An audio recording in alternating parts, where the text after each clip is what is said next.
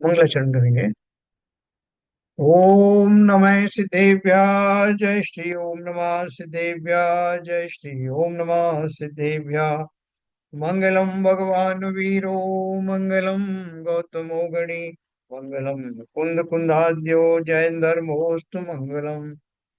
सर्वमंगल मांगल्यम सर्वकल्याणकारकम प्रधानम सर्वधर्माणां जैनम जयतु शासनम। जैनम जयतु शासनम जैनम जयतु शासनम। नमः समय साराय स्वानुभूत्या चकाशते चित् स्वभावाय भावाय सर्वभावांतरच्छिदे। अध्यात्म अमृत कलश के शाद्वाद अधिकार के अंतिम सोपान पर हम लोग पहुंच चुके हैं। और यहाँ के दिए गए स्वाध्याय में शाद्वाद में और बाकी की जगहों पे जो शाद्वाद का कथन किया है, एक थोड़ा सा अंतर ये है कि यहाँ शाद्वाद को एक एडजेक्टिव के रूप में इस्तेमाल किया है। शाद्वादवादी का अर्थ क्या है? जो वस्तु के स्वरूप को हर एंगल से समझता है, वो शाद्वादवादी है। तो वहाँ उसके माध्यम से लेकर के ज्ञान और ज्ञेय के बारे में विस्तार से चर्चा हुई। और ये बताया गया कि ज्ञान और ज्ञेय दोनों इंडिपेंडेंट एंटिटी है। ज्ञान गुण तो आत्मा का स्वभाव है, आत्मा का गुण गुण एक अनंत गुणों में से एक प्रमुख गुण है। और सभी वस्तुओं में एक गुण पाया जाता है जिसे प्रमेयत्व गुण कहते हैं, जिसके कारण से वो वस्तु किसी ना किसी ज्ञान का विषय अवश्य बनता है। और दोनों इंडिपेंडेंट है। ज्ञान है इसलिए ज्ञेय है ऐसा भी नहीं है, ज्ञेय है इसलिए ज्ञान है ऐसा भी नहीं। दोनों अपने अपने इंडिपेंडेंट हैं। ये हमने पढ़ा। फिर हमने ये भी पढ़ा कि पदार्थ जितने हैं वो द्रव्य क्षेत्र काल और भाव, ये चार तरह के जो चतुष्टय हैं, के माध्यम से समस्त द्रव्य बने रहते हैं। और इन चतुष्टय से वो डिफाइन होते हैं। जिस क्षेत्र में, यानी आकाश के जिस प्रदेश को, प्रदेश समूह को वो घेरता है, वो उसका क्षेत्र है। और द्रव्य तो वो है ही स्वभाव से, द्रव्य क्षेत्र काल। और काल का जो जिस काल में उसमें परिणमन होते हैं वो उसका स्वकाल है। और भाव का अर्थ उसका स्वभाव है। द्रव्य क्षेत्र काल और भाव, तो ये हमने पढ़ा। द्रव्य उत्पाद व्यय द्रव्य से सुशोभित रहता है। उसमें वैसा द्रव्य के हर एक द्रव्य में जो कॉमन गुण होते हैं, उस कॉमन गुण सभी द्रव्यों में पाए जाते हैं, जैसे अस्तित्व वस्तुत्व आदि जो गुण हैं। और उसके अलावा उनमें अपने अपने स्पेसिफिक गुण भी होते हैं, जिनके कारण से कि वो अपने कौन सा द्रव्य है इस तरह से उसकी जानकारी होती है। जैसे पुद्गल द्रव्य है उसमें, और जीव द्रव्य में, आकाश द्रव्य, सभी द्रव्यों में एक कॉमन चीज पाई जाएगी कि वस्तुत्व द्रव्य वस्तुत्व और अस्तित्व आदि गुण उनमें सब में होंगे।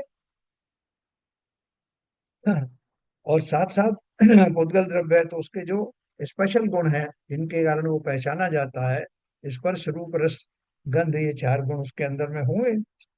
और जगत जीव है तो उसमें ज्ञान चेतना आदि, ज्ञान चेतना सुख आदि जो गुण है वो उसमें पाए जाएंगे।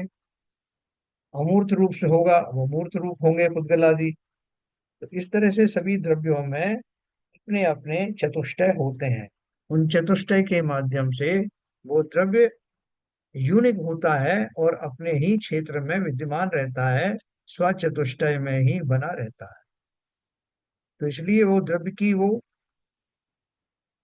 उपस्थिति है, वो उन चतुष्टय के कारण से विद्यमान बनी रहती है। अपन ने पढ़ा।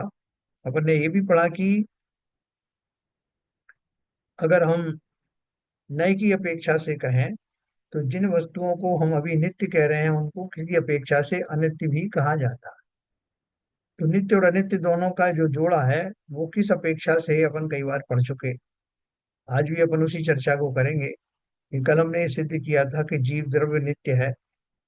वास्तव में तो सभी द्रव्य नित्य हैं। द्रव्य कोई भी नष्ट नहीं होता। कल जैसे ये नीरजा जी ने एक प्रश्न किया था कि जो ध्वनि है वो ध्वनि किसी के मुंह से निकली है तो वो सदा काल रहती है, नष्ट नहीं होती। तो वास्तव में मुंह से निकले या दो पत्थरों की रगड़ से भी वो ध्वनि निकलती है, कोई पेड़ गिरता है तो उससे भी ध्वनि निकलती है, पानी की बूंद टपकती है तो उनसे भी ध्वनि निकलती है। सभी प्रकार की ध्वनिया वो एक साउंड एनर्जी का भाग है। और संसार में सभी तरह की एनर्जियों का समूह व्याप्ता है। वो किसके मुंह से या किसके निमित्त से निकली है, वो उसकी कोई इंपॉर्टेंस नहीं है। बाकी सभी, जो अपन कहते हैं कि शब्द कभी नष्ट नहीं होते, ध्वनि कभी नष्ट नहीं होते, उसका अर्थ यह है कि जो जो एनर्जी से संसार व्याप्त है, वो सारी एनर्जीज, वो सारा समूह, वो सारी वर्गनाएं, वो सब जाति के द्रव्य, वो निरंतर बने रहते हैं। उनका कभी कमी नहीं होती कि वो कभी खत्म हो गई कि तो उनको कहीं बाहर से लाना है। सारी ध्वनियां यही होती हैं, इन्हीं में से वो कोई ना कोई ध्वनि कभी सुनाई पड़ जाती है। और किसी उसमें निमित्त कोई और बन जाता, पहाड़ों के टकराने से, मेघों के टकराने से, बिजली के गर्जन से ये सारी ध्वनियां उत्पन्न होती हुई दिखाई देती हैं। लेकिन उनका जो एनर्जी का जो समूह है, उनके जो सारे पैटर्न हैं, वो प्रकृति में सदा विद्यमान रहते हैं। इसलिए कहीं कोई कंफ्यूजन की जरूरत नहीं। ये संसार सब चीजों से भरा हुआ है। जो हम बोलते हैं कि बोन मेरो में खून बनता है, यहाँ पे ये बनता है, वो बनता है, तो वो सब क्या है? वो सब निमित्त है। संसार में वो सब पदार्थ पहले से विद्यमान है। जिनसे खून बनता है वो कण भी सदा विद्यमान है। जिनसे और चीजें बनती हैं वो सदा विद्यमान है। तो कुछ तो जो उनके स्कंद बनते हैं, पुद्गल स्कंद बनते हैं भांति भांति के। हमारे शरीर में ही देखो, शरीर जो है हड्डियों का समूह भी है, उसमें मांस, मध्य मांस, मज्जा आदि सारे चीजें हैं। तो वो सारे यहीं से, जो ब्रह्मांड में परमाणु है, उन्हीं के इंटीग्रेशन से शरीर बनते हैं। डिसइंटीग्रेशन से वो शरीर बिखर जाते हैं और पुनः किसी नए शरीर के निर्माण में काम आते हैं। बहुत व्यापक चीज है और बहुत इंटरेस्टिंग सब्जेक्ट। तो अपन चलेंगे कल से, कल की जो टॉपिक छोड़ा था अपन ने, वहां से आगे चलेंगे।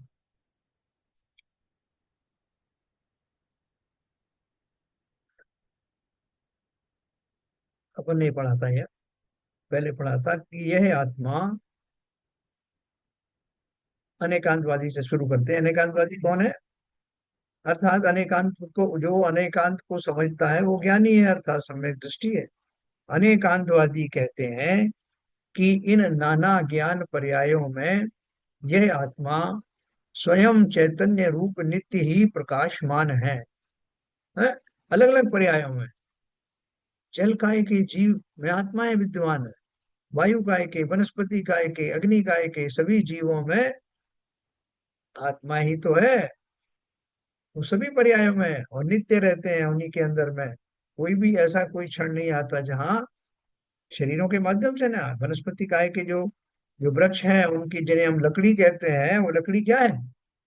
वो लकड़ी भी तो वनस्पति काय के जीवों के शरीर थे। हैं? तो इसलिए इन सब बातों को बहुत अच्छे से समझना। और वो जो चैतन्य है, निगोदीय जीव के अंदर भी चैतन्य बना हुआ है, नदी के नाले के अंतर्गत रहने वाले समस्त जीवों के अंदर भी चैतन्य विद्यमान है। इसलिए आत्माएं अनंत हैं। और एक आत्मा के निमित्त से अनेक पुद्गल परमाणुओं का स्कंद व्याप्ता है, इसलिए पुद्गल अनेक, अनंतानंत हैं। तो अनेकांतवादी कहते हैं कि नाना ज्ञान पर्यायों में यह आत्मा स्वयं चैतन्य रूप नित्य ही प्रकाशमान है। ज्ञान की जो पर्याय है, मेरी स्मृति ज्ञान में कुछ आता है, मेरे अनुमान ज्ञान में कुछ आता है, मेरे अवधि ज्ञान में कुछ आता है। तो ये सब ज्ञान की जो पर्याय हैं, उनमें रहने वाला उनके पीछे कौन है? कोई ज्ञानी ही होगा जिसके पास ज्ञान होगा। और वो ज्ञान का धारी जीव, उसी को आत्मा कहते हैं।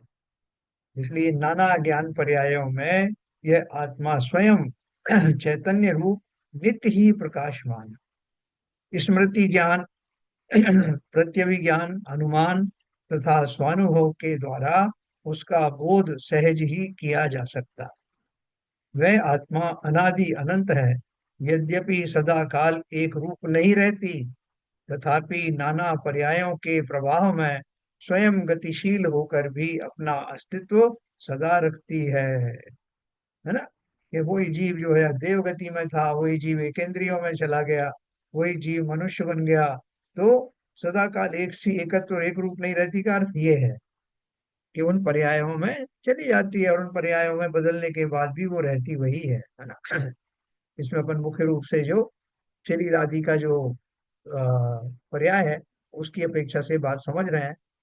बाकी आत्मा की अपनी पर्याय अपने गुणों के कारण होती है, अपन उसकी चर्चा भी यहाँ नहीं कर रहे हैं। तो यद्यपि सदाकाल एक रूप नहीं रहती, तथापि नाना पर्यायों के प्रवाह में स्वयं गतिशील होकर भी अपना अस्तित्व सदा रखती है।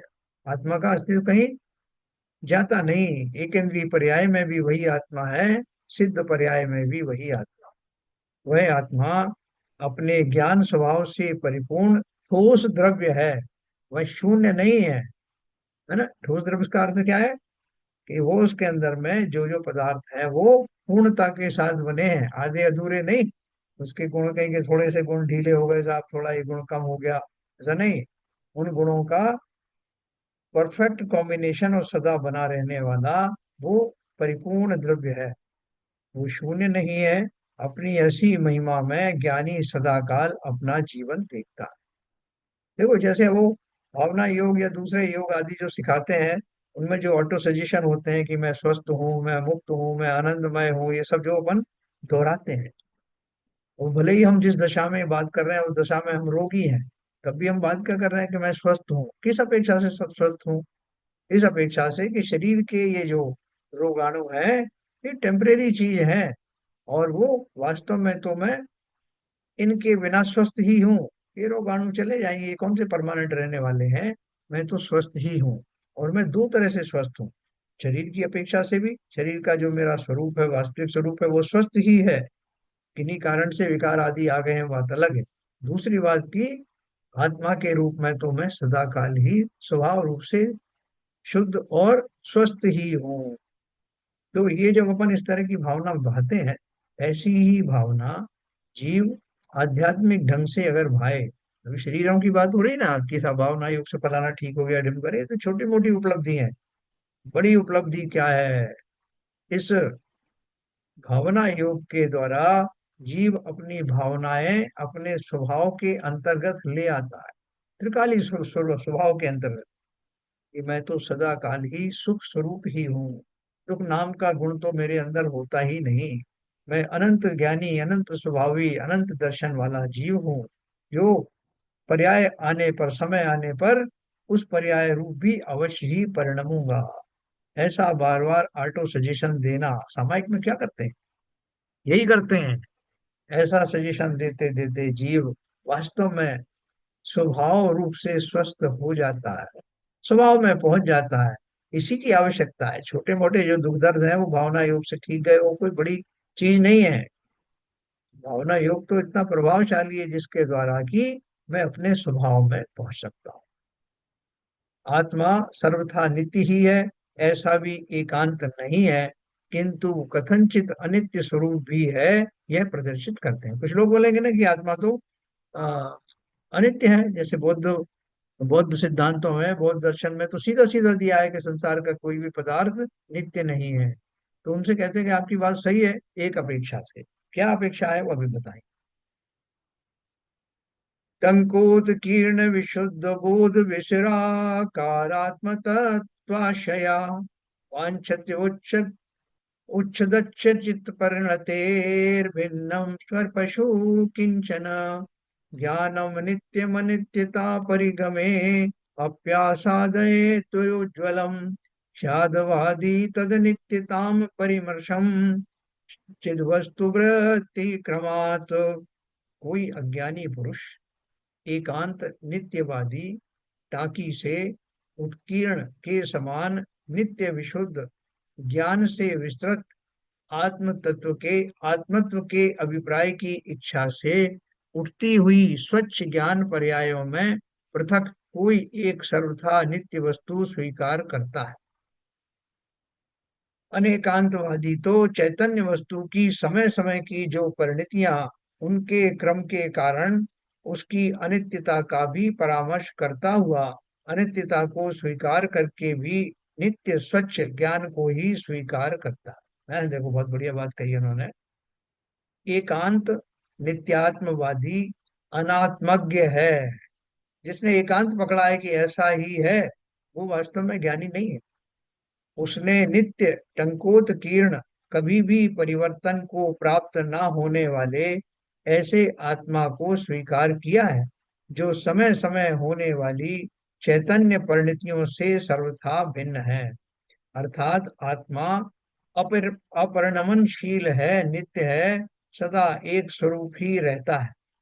ऐसा एकांत नित्य आत्मा का स्वरूप मानने वाले एकांतवादी से शाद्वादी कहते हैं कि भाई, आत्मा इस प्रकार एकांत नित्य नहीं है। उसमें जो समय समय पर चैतन्य परिणतियां क्रमशः प्रकट होती हैं, वे उस आत्मा की ही वृत्तियां हैं। वे आत्मा से भिन्न, स्वतंत्र, निराधार, काल्पनिक नहीं है। इन वृत्तियों में वह आत्मा अनित्य भी है। देखो, अपन संसार जब समुद्र की बात करते हैं, बड़ी बड़ी कविताओं में कवि लिखता है और पाठों में पढ़ाया जाता है कि समुद्र क्या है, सागर किसे कहते हैं। तो हम बोलते हैं सागर से गंभीर बनो, सागर कैसे शांत रहता है। ये सब बात करते हैं सागर को, सागर का स्वरूप हमारे सामने आ जाता है। लेकिन फिर कोई कहता है कि ये जो समुद्र में जो लहरें उठ रही हैं, समुद्र में जो ज्वार भाटा आ रहे हैं, इसके बावजूद भी समुद्र को शांत कहोगे क्या? तो क्या कहोगे आप कि भाई साहब, ये तो कभी कभी होने वाली घटना है। तो है तो समुद्र की ना वो, लहरें किस में उठती हैं? समुद्र में ही उठती हैं। और उसके कारण जो मेरा स्टेटमेंट था कि समुद्र गंभीर रहता है, समुद्र चंचल नहीं है, समुद्र शांत रहता है, ये मेरा स्टेटमेंट गलत हो गया। तो बोले गलत है इसलिए नहीं हुआ कि मैं उसमें होने वाली पर्यायों को गिनता नहीं। जब मैं पहला स्टेटमेंट देता हूँ कि सागर से गंभीर बनो, सागर जैसे शांत बनो, अगर शांत है, तो ये स्टेटमेंट मेरा किस अपेक्षा से है? जब पर का कोई निमित्त नहीं होता, उस दशा में, यानी हवा वायु आदि का कोई निमित्त नहीं है, कोई सक्शन नहीं है, कोई किसी तरह का कोई बाधा नहीं है, तो सागर बहुत है, जो उसका स्वभाव है उस अनुसार शांत रहता है, गंभीर रहता है। लेकिन जब कभी लहरें उठती हैं तो वो उस स्वभाव से किंचित हटता हुआ प्रतीत होता है, लेकिन वो सब पर्याय भी उसके स्वरूप में ही आती हैं, उसी में विलीन हो जाती हैं। ठीक उसी प्रकार से आत्मा के बारे में भी यही उक्ति सत्य है। क्या सत्य है? कि जब मैं आत्मा को उसके त्रैकालिक रूप के रूप में देखता हूँ, जिसमें किसी प्रकार का परनिमित्त नहीं है, तो वो नित्य है, अपने उसके गुण हमेशा नित्य बने रहते हैं। लेकिन जब मैं कभी उसमें होने वाले राग द्वेष आदि विभाव परिणामों के निमित्त से उसकी पर्यायें अलग अलग पर्याय होती हैं, अलग अलग शरीरों में वो निवास करती है, उसको उसका ज्ञान भी उस रूप हो जाता है, तो उन पर्यायों के कारण मैं उसको एक पर्याय में नहीं रहने के कारण उसको अनित्य भी कह सकता हूँ। तो आत्मा को अनित्य कहने के पीछे वही भाव है। 84 लाख योनियों में रहने वाला ये जीव वास्तव में एक दशा से, एक अपेक्षा से तो नित्य है, लेकिन पर्यायों की अपेक्षा से अनित्य भी है ना? तो लक्ष्मणों ने कहा,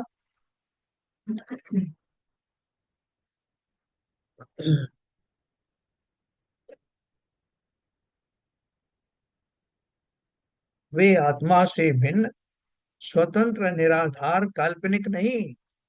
जैसा वो लहरें आई थी जो उसमें ज्वार भाट आया, वो तो काल्पनिक है, वास्तव में तो समुद्र जो है वो शांत रहता नहीं, काल्पनिक नहीं है, वो सब भी होता है। तो इस अपेक्षा से हम कह सकते हैं कि समुद्र कथनचित शांत और गंभीर है, और कथनचित अनित्य भी है, चंचल भी है।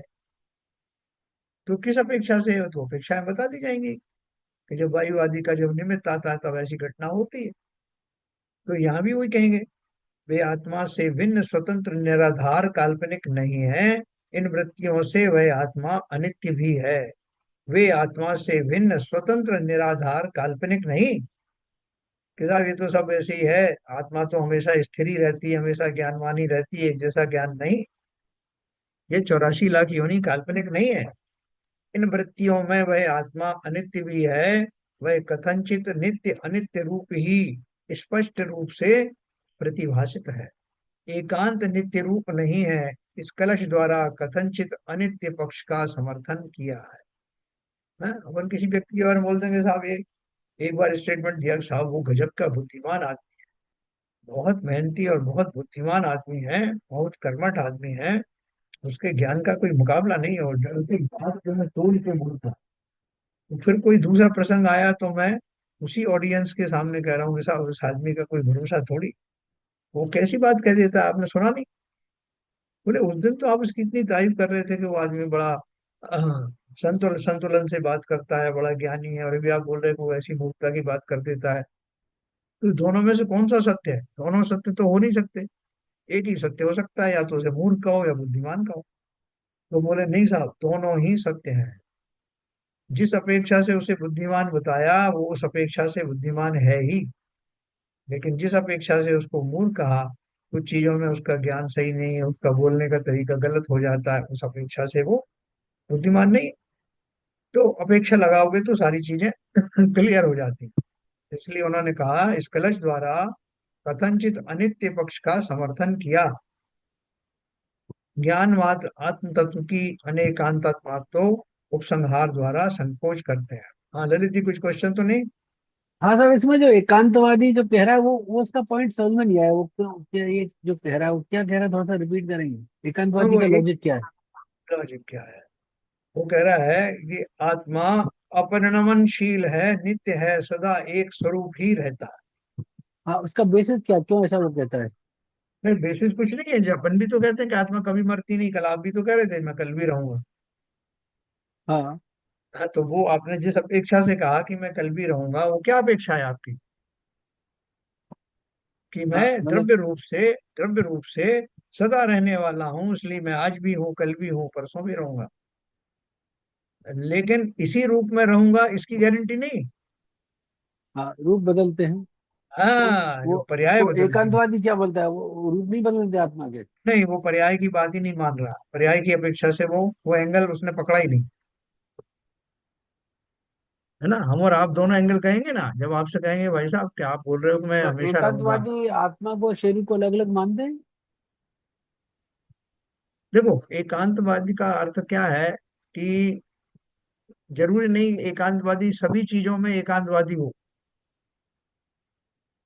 लेकिन जो उसका कथन होता है वो कथन एकांत वाला होता है। मतलब आप किसी भी स्टैम्प नहीं लगा सकते कि एकांतवादी है, क्योंकि वो कभी एकांतवाद की बात करता है किसी पदार्थ के बारे में, और किसी पदार्थ के बारे में अनेकांत की बात भी कर सकता है। तो बात यहाँ उसकी व्यक्ति विशेष की नहीं हो रही, बात हो रही है वो स्टेटमेंट की। कि जब कोई ये कहे कि वस्तु सदा बनी रहती है, तो ये जो कथन है वो एकांत का कथन।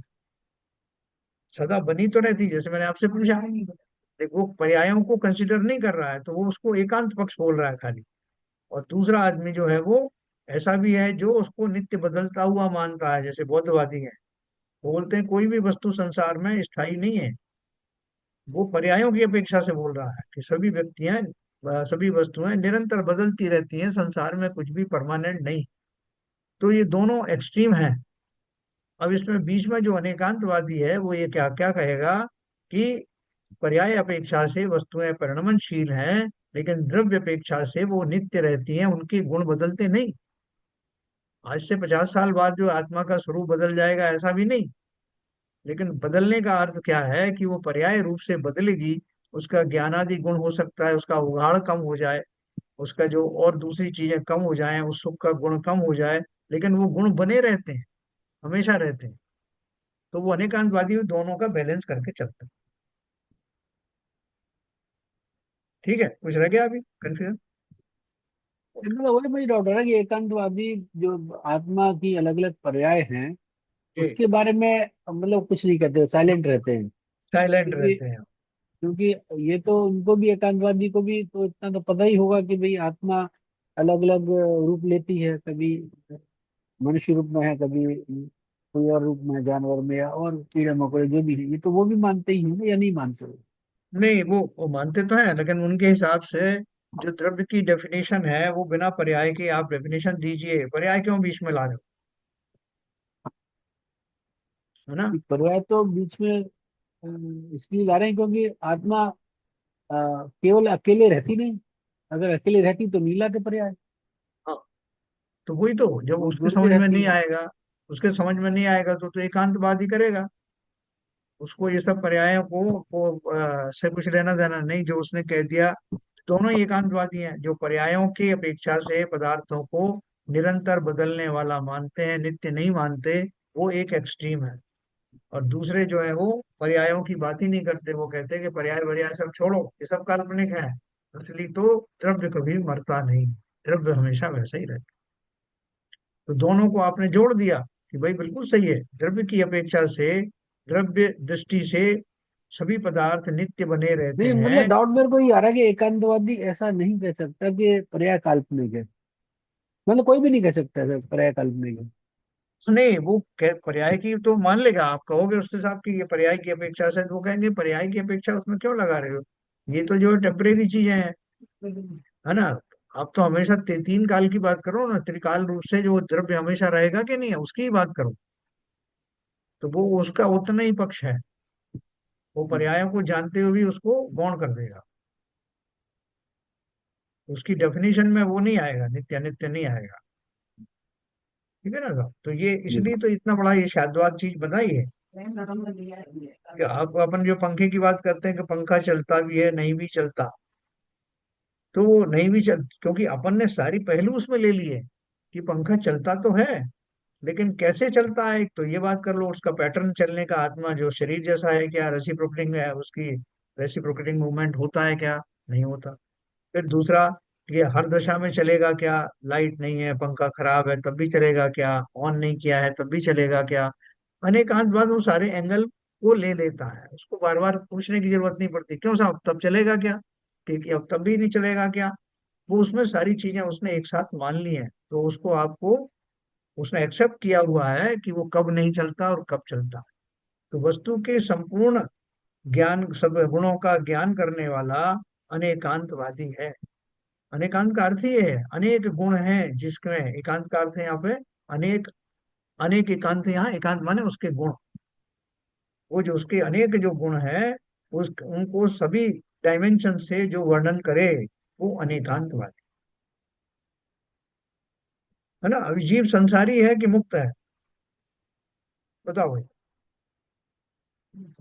अब शादवाद के हिसाब से बोलो। जीव, जीव पर्याय रूप में संसारी है, मुक्त तो दशा नहीं है अभी उसकी। तो शॉर्ट में ही बोलो, फिर कोई हाँ। पूछे तो बता देना, अभी शॉर्ट में आप बोलोगे तो क्या बोलोगे, जीव कथनचित संसारी भी है और कथनचित मुक्त भी है। हाँ, मुक्त होने की योग्यता है उसमें एक्चुअली। अब अगर कोई पूछेगा तो आप बताना कि मुक्त होने, मुक्त तो उसका स्वभाव ही है, हाँ। वो तो संसार में पड़ा हुआ है क्योंकि उसके ऊपर आवरण है, वरना तो स्वभाव से वो मुक्त ही है। जब तक उसको निमित्त आदि मिलते हैं, कर्म का संयोग है या कोई और दशाएं हैं, राग द्वेष आदि जो दशाएं हैं, तब तक वो संसार में पड़ा रहता है, इससे आपको भ्रम हो जाता है कि वो मुक्त है ही नहीं। बिल्कुल सही है, जो हीलियम को के गुब्बारे को आपने धागे से बांध रखा था, अब आपसे बोले कि ये जो हीलियम का गुब्बारा है वो ऊपर उठता है कि नहीं उठता, तो आप बोले कि साहब उसमें योग्यता तो है उठने की, अभी भी योग्यता है, आप उसकी डोरी छोड़ के देखो। तो उसी तरह से जो अनेकांतवाद है, अनेकांतवाद वाला शॉर्ट में भी बोलेगा, लेकिन उसके पीछे का पूरा रहस्य उसको पता है, तो इसलिए उससे आप कुछ भी पूछोगे वो कहीं कंफ्यूज नहीं होगा, कहीं वो अपना सरेंडर करने के उसमें नहीं होगा, उसको सब मालूम। जबकि एकांतवादी गड़बड़ा जाएगा। तो इसलिए एकांत, एकांत बहुत सारी चीजें एकांत होती हैं, उसमें सम्यक एकांत भी होता है, जो सम्यक एकांत का अर्थ है वो वस्तु वैसी ही होती है, उसमें कोई और चीज होती नहीं, जैसे कोई बोले कि सूरज में प्रकाश होता है और आतप भी होता है, ये सम्यक एकांत है। इसमें आप ये नहीं कह सकते कि किसी अपेक्षा से वो जो है वो उसमें आतप नहीं होता, या अग्नि कैसी होती, तो अग्नि का जो स्वभाव है वो आप कहोगे सम्यक एकांत है वो। तो जो कुछ एकांत हैं वो सम्यक हैं, वास्तविक हैं, उनमें कहीं आपको अनेकांत की जरूरत नहीं है, लेकिन वस्तुओं की जहाँ पर्यायों की बात चलती है, तो वहां नहीं, पर उसके, इसमें तो आपने दो प्रॉपर्टी बताई ना, दो गुण बताए। इसमें, तो एकांत कैसे होगा, सम्यक एकांत का जो आपने एग्जाम्पल दिया, उसमें हाँ, आपने दो गुण बताए ना कि अच्छा, अभी नहीं दो आपने गुण बताया दो। उसका उल्टा नहीं बताया ना मैंने, कि सूरज में, ये दोनों पॉजिटिव बताए, एक बताओ दो बताओ, पॉजिटिव वाले बताए, उसका नेगेटिव वाला मैंने पहलू नहीं बताया। मैं अगर ये कहूं कि सूरज जो है किसी अपेक्षा से अंधकार वाला होता है, अंधकार देने वाला होता है और ठंडक देने वाला होता है। तो उसका विरोधी धर्म का मैंने बात कर दी आपको अनेकांत बनाने के लिए, लेकिन वास्तव में ऐसा है क्या? पर अनेकांत बनाने के लिए विरोधी धर्म का बात करना जरूरी है? नहीं नहीं, अनेकांत बनाया नहीं जाता, अनेकांत होता है। नहीं नहीं, अनेकांतवाद की जो थ्योरी है, उसमें तो उस द्रव्य के मल्टीपल गुणों की हम बात कर रहे हैं ना। जैसे आपने हाथी का एग्जांपल दिया कि कान है, पैर है, ये सब चीजें, तो हाँ सब तो हमने विरोधाभास की बात नहीं की ना। हमने बोला कि भाई हम जितने भी गुण हैं, हाँ सबका वर्णन किया उसमें। हाँ हाँ। लेकिन मैं अगर इसको एक ही बात कहूं कि हाथी जो है वो एक जानवर होता है जो आ, जंगलों में पाया जाता है, या मैं कहूं कि सूरज जो है पूर्व दिशा से निकलता है, तो ये इसमें ये इसको ये बात में इसमें आप विरोधाभास क्या ला सकते हो? नहीं, विरोधाभास नहीं ला सकते, लेकिन उसका ये पूरा डिस्क्रिप्शन नहीं हुआ। जैसे सूरज का तो फिर कैसे अपन बात करें, क्योंकि कोई और भी तारे होंगे जो कि पूर्व दिशा में निकलते होंगे सूरज के अलावा। तो उनसे तो फर्क है सूरज। तो ये स्टेटमेंट से जो जो हमने वस्तु को डिस्क्राइब किया, वर्णन किया, वो पूरी नहीं हुई।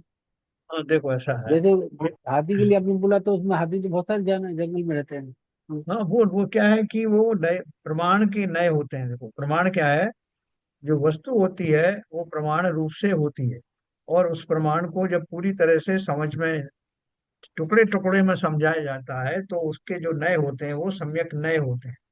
कि जैसे मैं हम्म, कहूँ कि हाथी को सामने देख करके मैंने बोला अब हाथी मुझे संपूर्ण दिखाई दे रहा है, वो प्रमाणिक है। और मैं उसके एक एक अवयव का वर्णन करूं कि हाथी के एक सूंड होती है, हाथी के जो है वो इस तरह के चार पैर होते हैं, तो वो जो मैं बात कर रहा हूँ वो उस संपूर्ण पदार्थ के छोटे छोटे नयों में उसका वर्णन होता है। उनमें से जो एक बात कही जाती है सिंपल, वो उसका सम्यक नय है, एकांत नय है। जैसे मैंने कहा कि हाथी की एक सूंड होती है, तो मैं उसका वर्णन कर रहा हूँ, वो सम्यक नय है। ठीक है ना? ये सम्यक नय के मैं आपको और उदाहरण भी दूंगा, एकांत नय के, सम्यक नय नहीं, बल्कि एकांत जो नय है उसका मैं आपको दूसरा वो उदाहरण दूंगा कल आपको, जिससे आपको समझ में आएगा। तो यहाँ तो अपन खाली बात ये कर रहे हैं कि वह कथनचित नित्य अनित्य रूप ही स्पष्ट रूप से प्रतिभाषित है, एकांत नित्य रूप नहीं है। इस कलश द्वारा कथनचित अनित्य पक्ष का समर्थन किया है। एक में नित्य का किया, एक में अनित्य का किया। मैंने आपको सागर का उदाहरण दिया, जैसे समुद्र का दिया, उसी तरह से है। ज्ञान मात्र, देखो अनेकांत के जब आपको समझ में आएगा तो बहुत सारी जो आपकी वो भावनाएं हैं, दुर्भावनाएं हैं, गलत फहमियां हैं, वो सारी दूर हो जाएंगी। हर व्यक्ति अपनी कुछ ना कुछ उसके पीछे पृष्ठभूमि होती है जिसको लेकर के वो कोई स्टेटमेंट देता है, उसके उस एंगल से वो सत्य होता है। लेकिन हमारे एंगल से नहीं होगा। लेकिन जो दो समन्वय करते हैं वो ये मान लेते हैं कि इसके मन में कुछ श्रद्धा जो भी इसकी है उस अपेक्षा से उसको ये सत्य मान रहा है। तो जो ज्ञानी होगा वो किस तरह से एड्रेस करेगा उसको कि भैया आपने जो सोचा बिल्कुल सही सोचा, लेकिन फिर वो अपना पक्ष रखेगा। तो वो पक्ष रखने से क्या है, उस ज्ञानी को भी एक सेटिस्फेक्शन मिला कि मेरी बात को स्वीकार तो किया गया जिस एंगल से मैं कह रहा था, लेकिन वो एंगल मेरा एंगल ही गलत था जो इन्होंने बताया, मैं मेरे समझ में आ गया, इसलिए उस एंगल को उनसे ना कहने के कारण मैं गलत। तो ये जो एकांत और अनेकांत का प्रश्न सारे संसार में चलता है, इसी में जो ईगो की लड़ाई होती है, एक दूसरे के मत से सहमत नहीं होना होता है, वो इसलिए होती है। इसका अर्थ ये नहीं कि कोई कितना भी अनर्गल बोलता रहे आप बोलो नहीं भाई इसके एंगल से सत्य है इसलिए इसको मानना है। मानना नहीं मानने की बात नहीं है, लेकिन ये समझ की बात है। जैसे किसी ने अभी शराब पी हुई है, वो पगलाया हुआ है, तो वो किसी चीज को बोल रहा है, माता को बहन बोल रहा है, बहन को माता बोल रहा है, तो अपन वो समझ सकते हैं कि अभी ये उस स्थिति में नहीं है इसलिए ऐसा बोल रहा है। ये उसका एक नए पक्ष है कि वास्तव में तो अच्छा ज्ञानी होगा, पुरुषों की भांति होगा, लेकिन अभी वर्तमान में इस कारण से ऐसा बोल रहा है। तो अपन कई बार छोड़ देते हैं, अरे दारू पीने वाला है, इसका क्या मुंह लगना। तो वो कहाँ से आई वो बात? इसीलिए आई कि हम उसको उसकी जो वर्तमान परिस्थिति है उसको जानते हैं। तो इसलिए अनेकांतवाद के द्वारा, अनेकांतवादी कौन होगा? जो वस्तु के समस्त पहलुओं को जानेगा या जानने का प्रयत्न करेगा, वो ये समन्वय बनाएगा, हर कोई नहीं बनाएगा। तो ज्ञान मात्र आत्म तत्व की अनेकांतत्मा को उपसंहार द्वारा संकेत करते हैं। अभी देखो उन्होंने क्या कहा, ज्ञान मात्र आत्म तत्व की अनेकांतात्मकता को उपसंहार द्वारा संकोच करते हैं। अब उसको शॉर्ट में बताते हैं। इत्य ज्ञान विमूढ़ानाम ज्ञान मात्रम प्रसादयन आत्मतत्वमनेकांत है स्वयमेवानुभूयते। अपने निजात्म तत्व के परिज्ञान में भ्रमशील जीवों के लिए आत्म तत्व ज्ञान मात्र है, ऐसा सिद्ध करता हुआ अनेकांत स्वयं अनुभव द्वारा प्रकाशित होता है। अब देखो अनेकांत को उन्होंने कैसे शॉर्ट में बताया। एकांतवादी जन आत्म तत्व को यथार्थ नहीं जानते। अब हमें बाकी के पदार्थों की चिंता नहीं है कि बाकी पदार्थों को जानते कि नहीं जानते, हम तो आत्मा की बात कर रहे हैं। एकांतवादी जन आत्म तत्व को यथार्थ नहीं जानते, चाहे वे नित्य एकांतवादी हों या अनित्य एकांतवादी हों। दोनों तरह के हो गए ना एक्सट्रीम, जो एक तो अब नित्य ही मानते हैं आत्मा को, दूसरे अनित्य ही मानते हैं। जिन्हें आत्म तत्व की यथार्थता का बोध नहीं है, उन्हें स्वयं अपना बोध नहीं है। वे स्वयं आत्मा होकर भी अपने ही स्वरूप के ज्ञान में भ्रमशील हैं। वो स्वयं ही आत्मा है लेकिन उनको अपने बारे में नहीं मालूम कि भाई साहब आप जिंदा रहते हो हमेशा कि मर भी जाते हो, ऐसा कुछ पता नहीं था, पिताजी से पूछना पड़ेगा। हैं? तो उनको यही नहीं पता कि उनकी वास्तविकता क्या है, वो कितने साल जियोगे आप, वो कुछ पता नहीं साहब, वो कहाँ से आए हो ये तो किसी को पता नहीं। तो बहुत सारी चीजें आपको जो है अनुमान से भी लगानी पड़ती है। अनुमान से किसी ने बोला कि ये आपके माता पिता, आपको कैसे मालूम? जब आप पैदा हुए थे तब तो आपको ज्ञान था ही नहीं, तो ये कैसे मानते हो कि यही आपके माता पिता है? तो आप कहो, क्या कहोगे आप कि भैया ये अनुमान है, जो मुझे पाल रहे हैं पोस रहे हैं, जिनके साथ मैं रह रहा हूँ, जो सब उसके अलावा और कोई क्लेम नहीं कर रहा है, इन सब दशाओं से ये सिद्ध होता है कि यही मेरे माता पिता। तो ये जो अनुमान ज्ञान है, मति ज्ञान का ही एक हिस्सा है। ये सारे ज्ञान यूज में आते रहते हैं। तो क्या बोले, जिन्हें आत्म तत्व की यथार्थता का बोध नहीं है, उन्हें स्वयं अपना बोध नहीं है। वे स्वयं आत्मा होकर भी अपने ही स्वरूप के ज्ञान में भ्रमशील हैं। तो भाई साहब आप बोले ज्ञानी है क्या, आपको ज्ञान व्यान है? बोले पता नहीं साहब, मैं तो रोज पान की दुकान पे बैठता हूँ, जो आता है सामने उसको पान लगा के दे देता हूँ। मैं ज्ञानी हूँ नहीं हूँ मैं कैसे जानता हूँ? ना तो मुझे इस जग को जानने की फुर्सत है और ना ही मैं इसे जरूरी समझता हूँ। कितने ही जीव है ऐसे हैं। पुरुषों अपन मनुष्य पर्याय की बात कर रहे हैं। जो पशु आदि हैं जो तिर्यंच पर्याय में हैं, उनकी तो बात ही नहीं करो, उनको तो कौन पूछेगा और कौन उनको बताएगा। लेकिन कितने ही मनुष्य पर्याय में भी जीव हैं जिनको मैं ज्ञानी हूँ, ज्ञान नाम का मेरा गुण है, ये कोई भी चीज उनको पता नहीं। और इसलिए वो बोलते हैं कि मनुष्य रूपे मृगा चरंती, जैसे मनुष्य के रूप में पशु चर रहे हों, वैसा ही उनका स्वरूप है। ये शाम न विद्या न तपो न ध्यानम ज्ञानम न शीलम तपो न ते मृत्यु लोके भूभार मनुष्य रूपेण मृगाश्चरंती।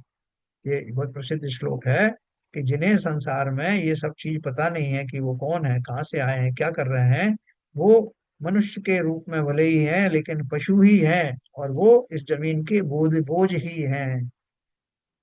तो ये उन्हीं की बात कर रहे हैं। वे स्वयं आत्मा होकर भी अपने ही स्वरूप के ज्ञान में भ्रमशील हैं। शाद्वादी आचार्य ऊपर के कलशों में आत्मा की सभी प्रकार की एकांत मान्यताओं का खंडन कर चुके हैं। अतः उपसंहार स्वरूप इस कलश में कहते हैं कि आत्मा ज्ञान मात्र है, ज्ञान से भिन्न आत्मा नहीं है, ज्ञान ही उसका स्वरूप है। चैतन्य वृत्तियां जो परिवर्तित दिखती हैं, वे सब आत्मा की हैं। आत्मा से उन वृत्तियों को भिन्न मानने पर वे वृत्तियां निराधार किसमें रहेंगी? कौन कौन सी वृत्ति बोले? चैतन्य वृत्तियां। जो ज्ञान आदि जो गुण है, सुख आदि जो गुण है, ये सब कैसे हैं? चैतन्य में ही पाए जाते हैं। पत्थर को क्या सुख है, पत्थर को क्या ज्ञान है, उसको क्या दर्शन है? उसको नहीं हो सकते। इसलिए वो सारे गुण, चैतन्य वृत्तियां जो परिवर्तित दिखती हैं, वे सब आत्मा की हैं। आत्मा से उन वृत्तियों को भिन्न मानने पर वे वृत्तियां निराधार किसमें रहेंगी? ज्ञान आदि गुण किसमें रहेंगे? हवा में थोड़ी उड़ रहे हैं। देखो साहब, वो ज्ञान का बादल जा रहा है ना, वो दर्शन का जा रहा है, वो अनंत सुख का जा रहा है। तो किसी ना किसी के आधार पर रहेगा ना वो। तो ज्ञानियों के, सॉरी, जो आत्मा अपने सुधार के स्वभाव के कारण उन सब वृत्तियों को अपने में समेटी हुई हैं, आत्मा से उन वृत्तियों को भिन्न मानने पर वे वृत्तियां निराधार किसमें रहेंगी? इस तरह दोनों का अभाव होगा। फलतः वृत्तियां और वृत्तिमान दोनों का सामंजस्य है, ऐसा स्वीकार करना ही आत्म तत्व का सम्यक बोध है, ऐसा जानना चाहिए। अभी देखो, इसमें आपको प्रश्न आ सकता है कि इतने गुण होने के बाद में आप ज्ञान के ही क्यों पीछे पड़े हो? आप बस बोलते हो कि आत्मा ही ज्ञान है, आत्मा ही ज्ञान गुण का धनी है, आत्मा ज्ञान, ज्ञान की क्यों बात कर रहे हो? और इतने से आप आत्मा को डिफाइन करना चाहते हो कि ज्ञान है तो आत्मा है, आत्मा है तो ज्ञान है। तो आपने वो पढ़ा होंगे ना, हाँ, सारी साड़ी है कि नारी है कि नारी है कि सारी है, सा, सारी ही की नारी है कि नारी ही की सारी। तो ये जो अलंकार है, उसमें उन्होंने इसलिए बोला, वो उसकी व्यापकता के कारण बोला कि ये नारी में जो साड़ी है इतनी व्यापकता से सज रही है कि लग ही नहीं रहा कि ये साड़ी है कि ये नारी है, या नारी ही साड़ी रूप हो गई है, या साड़ी नारी रूप हो गई। तो वो उसके जो व्यापकता को बताने के लिए उस अलंकार का प्रयोग किया गया है। तो इस तरह का है ना कि लाली देखन में गई, क्या है वो, लाली मेरे लाल की जित देखो तित लाल, और लाली देखन में गई मैं भी हो गई लाल। ये सारे अलंकार हमें क्या शोभा करते हैं कि जब मैं उसको किसी वस्तु को बहुत व्यापकता के साथ उसमें आ, होने वाली अधिकता के कारण उसका वर्णन करता हूँ, तो उसको उसी रूप में मानने लगता हूँ।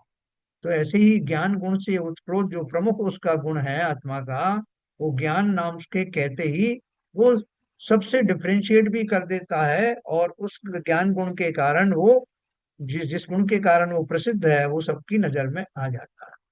तो कैसा ज्ञान गुण है जो किसी और द्रव्य में नहीं पाया जाता, यूनिक है, और जो उस द्रव्य की समस्त पर्यायों में समान रूप से विद्यमान रहता है, ऐसा गुण, और जिसमें किसी को कोई कंफ्यूजन ना हो, ऐसा गुण। तो जो चैतन्य है उनमें ज्ञान होता ही होता है। चैतन्यता कई बार कंफ्यूज हो सकता है कि आदमी में चैतन्यता है कि नहीं है, लेकिन ज्ञान गुण के कारण से वो चैतन्यता भी बाधित नहीं होती। इसलिए शॉर्ट में ये कहना कि आत्मा ज्ञान मात्र है, ज्ञान से भिन्न आत्मा नहीं है, ज्ञान ही उसका स्वरूप है, ऐसा कहने से वो पूरी तरह से डिफाइन हो जाता है, ऐसा आचार्य कहते हैं।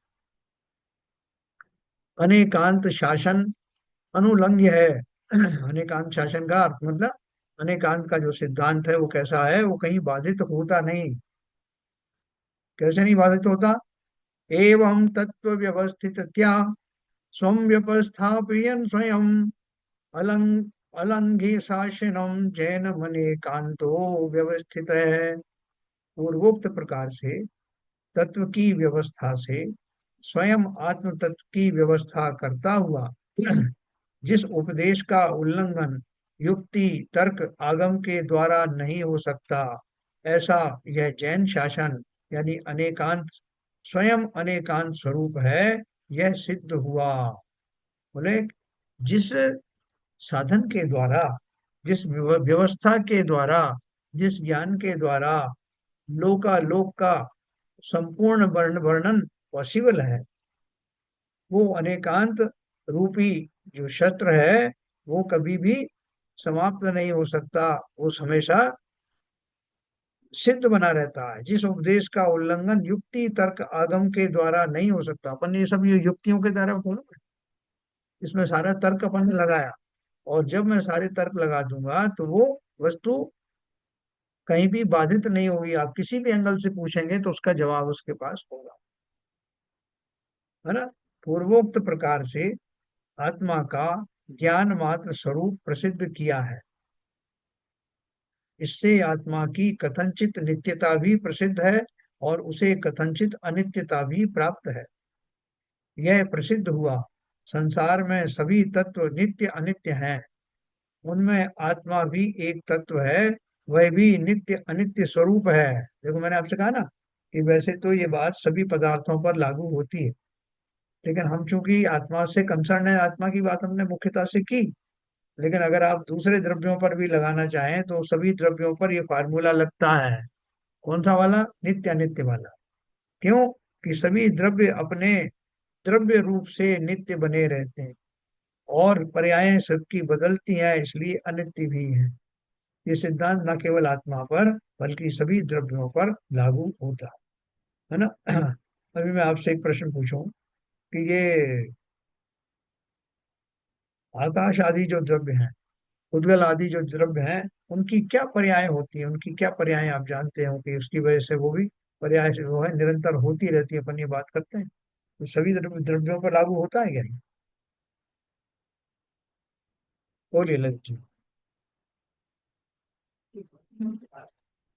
एक्चुअली अभी तक जैसे हम लोग ये समझ रहे थे कि जो परिणमन है वो परिणमन हो रहा है, तो उस परिणमन की वजह से जो नई अवस्था प्राप्त हुई या नया, हाँ नई अवस्था जो प्राप्त हुई वो नया पर्याय हो गया। हाँ बराबर। तो इस पॉइंट ऑफ व्यू से नित्य अनित्य वाला कॉन्सेप्ट सभी द्रव्य में लागू हो जाता है, हाँ। क्योंकि अगर मान लीजिए कोई पुद्गल वस्तु पुद्गल द्रव्य है तो वो भी परिणमन हो रहा है और फिर नई पर्याय को प्राप्त हो रहा है। तो वो हो गया। अब ये आकाश का जैसे अगर देखें तो आकाश में जो चीजें अवगाहन दे रहा है वो आकाश, तो उस नए नए अवगाहन आ रहे हैं उसमें। तो अवगाहन नए नए बदलने से उसकी भी प्रक्रिया चेंज हो रही है। नए नए अवगाहन कहाँ से दे रहा है? वो पदार्थ तो वही है। कि पदार्थ तो वही है, लेकिन वो पदार्थ भी तो नई पर्याय में है ना, हर हर पर उनका बहुत परिणमन बढ़िया। हो रहा है। वो बहुत भी सही नई कहा। पर्याय में है। बिल्कुल सही कहा। तो अलग काल अलग पर्यायों में होने वाले, आच्छादित होने वाले वो द्रव्य नए नए रूप में आते हैं, तो इसलिए आकाश द्रव्य का वो काल परिवर्तित होता हुआ दिखाई देता है। हाँ, और और काल काल का तो है ही है। काल का जो चक्र है लगातार परिणमन हो रहा है। काल के काल तो सापेक्ष में समय इसका है। परिवर्तन होता है, बिल्कुल हाँ, सही। काल के सापेक्ष में परिणमन होता है, तो काल स्वयं परिणमन हो रहा है और नई पर्याय ले रहा है हर बार। इसी तरह से धर्म अधर्म द्रव्य का है, और उनमें जो है एक धर्म बहुत। धर्म धर्म कैसे सब बताएंगे, वो थोड़ा नहीं समझ है, उसको कैसे नए पर्याय बताएंगे। हाँ देखो उसमें वास्तव में ये जो जो चेंजेस हो रहे हैं, उन द्रव्यों में क्या चेंज हो रहा है वो मैं आपको बताता हूँ। एक अगुरु लघुत्व करके ये गुण मैंने आपको बताया था। अगुरु लघुत्व नाम का जो गुण है, जिसके वश होकर के आत्म द्रव्य की आत्मा में होने वाले गुणों में भी वो इंटेंसिटी का मैंने आपको बताया था ना, जैसे कि फ्लिकरिंग होती है इसमें, या ट्यूबलाइट वगैरह आपकी जलती है और कम हो जाती है, थोड़ी सी फिर तेज हो जाती है, लेकिन वो आपको दृष्टिगोचर नहीं होती है और उस फ्लिकरिंग से कोई अफेक्ट नहीं पड़ता, वस्तुएं वैसी दिखाई देती हैं। ठीक उसी प्रकार से सभी द्रव्यों में जो गुण होते हैं, उनके वो षटगुणी हानि लाभ उनमें निरंतर बने रहते हैं। तो वो उनकी जो इंटेंसिटी कम ज्यादा जो होती है वो सब करने की, वो इंटेंसिटी चेंज होती है। वो चेंज होना ही वास्तव में उनकी पर्याय बदलना है, और उस अपेक्षा से उनका सदा काल एक सा ना रहना, ये गुण उनका संपादित होता है। ये इस प्रमाणित होता है, ये मुख्य रूप से ये गुण है। और वो पर्याय कितनी सूक्ष्म होती हैं उनको अर्थ पर्याय कहते हैं।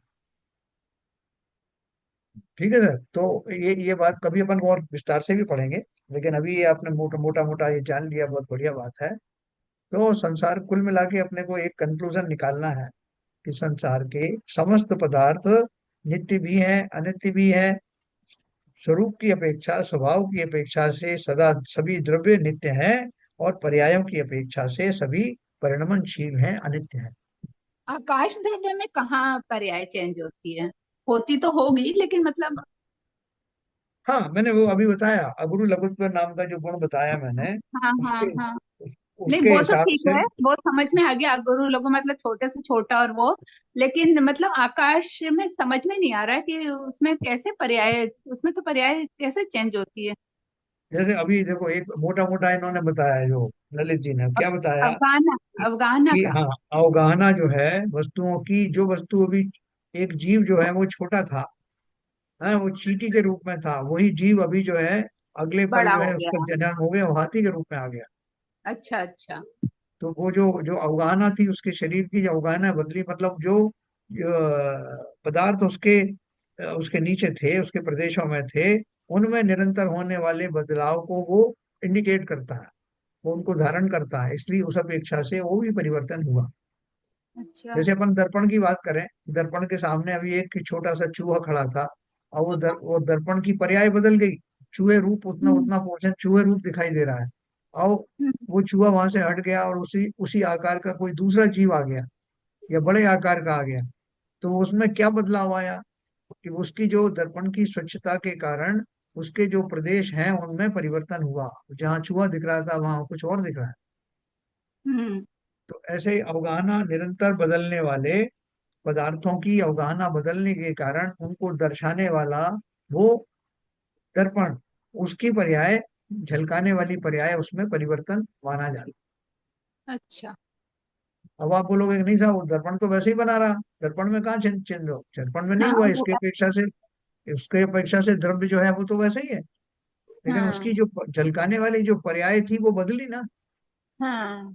ऐसा। नहीं पर सर, दर्पण का तो जो चीज इसमें आ रही है उस वजह से होगा, या दर्पण में खुद जो चेंजेस आ रहे हैं, परिणमन हो रहा है उसका, जो स्वच्छता है विद टाइम चेंज हो रही है उसका, हाँ तो देखो वो वो तो, वो चेंजेस है, या जो चित्र आ रहा है मतलब उसमें, मुझे या लगता है इस अपेक्षा से बस मान लेना चाहिए, समझ में तो थोड़ा कम आ रही है ये बात, लेकिन मान लेना चाहिए कि हाँ ये अपेक्षा है इसलिए। क्योंकि इसको आपने मतलब परिणमन से लिंक किया, डाइजेस्ट आपने नहीं हुई आपने है जो बात, बस मान लिया, ऐसा हो गया। हाँ हाँ, क्या बोल रहे हैं ललित जी? आपने जो पर्याय, नई नई पर्याय, नित्य अनित्य वाला जो बात, अदर देन आत्मा, एक्चुअली आत्मा में तो बहुत कॉन्सेप्ट ये हो गया था, क्योंकि आत्मा का जो पर्याय है वो बदल नहीं, मतलब कभी मनुष्य है, कभी पशु है, कभी कुछ है, तो इसलिए पर्याय एकदम बहुत क्लैरिटी समझ में आ जाती।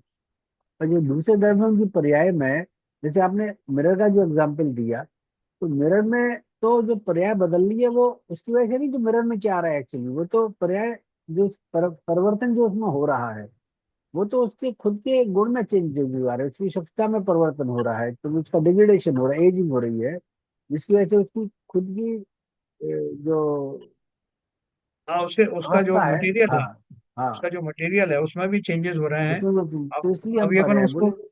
अभी मैंने दर्पण का जो उदाहरण दिया है वो खाली आपको वो आकाश आदि द्रव्य की सापेक्ष में दिया हाँ आकाश जी। है ना, मैंने उसको अभी उसके मटेरियल के बारे में नहीं दिया, वो तो अपने उसके गुण हैं वो जो है।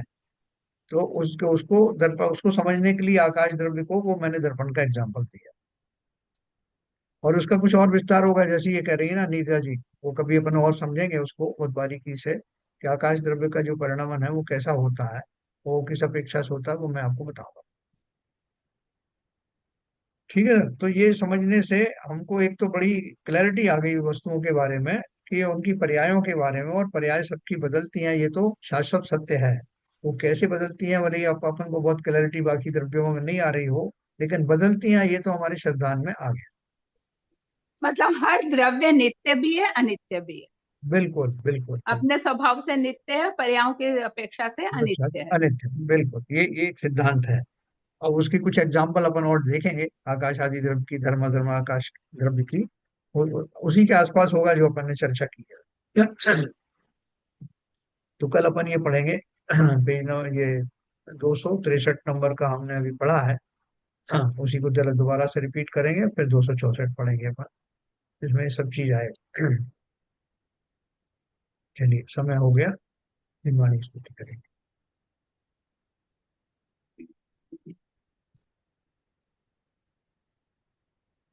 नित्यतम नाश वे को ज्ञान के प्रकाश वे को अपर भास वे को भानु शिव खानी है, त्यों द्रव्य जान वे को बंध विधि भान वे को पर पिछान वे को परम प्रमाणी है, अनुभव बताए वे को जी के जताए वे को काहू न सताए वे को भव्य और आनी है। जहाँ तहाँ तार वे को पार के उतार वे को सुख विस्तार वे को यही जिनवाणी है। हे जिनवाणी भारती तो है जपूजन में, जो तेरी शरणा गए तो पावे सुख चैन। या वाणी के ज्ञान से तू जलो कालो, तो वाणी मस्तक धरो सदा देते हैं धो, सदा देते हैं धो। जिनवाणी माता की जय। जय। नमो कार्य।